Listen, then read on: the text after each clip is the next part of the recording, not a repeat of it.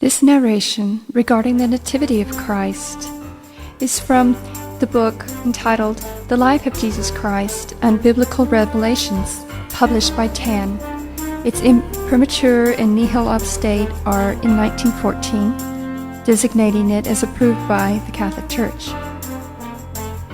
There are many well-meaning accounts of the Nativity story out on the market today, such as the recent movie The Nativity Story.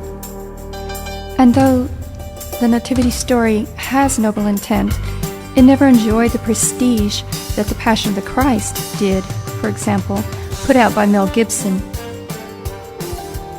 He also used Sister Catherine Emmerich's book as a foundation in building his movie. Sister Catherine Emmerich was a mystic who saw visions of the life of Christ, as well as other biblical accounts, but more on her in a moment. Perhaps the difference between the prestige of the two films of Christ had to do with the beauty of the true holiness and sacrifice of the main characters. This beauty of holiness and sacrifice are portrayed so eloquently in Anne Catherine Emmerich's writings. These visions are not required by Catholics to be believed, but they are encouraged reading if it nurtures a lively faith. This is hopefully what it will do for you, the listener, this Christmas season. And now, more about Anne Catherine Emmerich. Anne Catherine Emmerich was a German peasant woman who bore the stigmatic wounds of the Passion of Christ on her hands, feet, and side, as well as the bleeding crown of thorns on her head.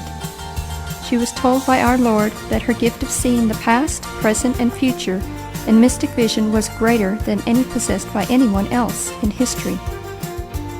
Born in Flamsky, Westphalia, Germany, on September 8, 1774, she became a nun of Augustinian order at Dülmen.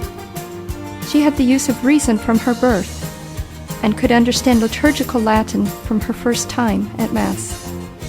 During the last 12 years of her life, she ate no food except the Holy Communion, nor took any drink except water, subsisting entirely on the Holy Eucharist.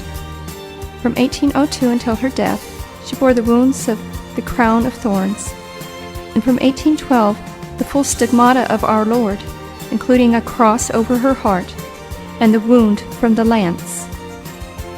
During the last 5 years of Sister Catherine's life, the day-by-day transcription of her visions and mystical experiences was recorded by Clemens Brentano, poet, literary leader, and friend of govt, who, from the time he met her, abandoned his distinguished career and devoted the rest of his life to this work. The immense mass of notes preserved in his journals forms one of the most extensive case histories of a mystic ever kept, and provides the source of the material found in this book, plus much of what is found in her 2-volume definitive biography, written by Reverend Carl E. Schmoger.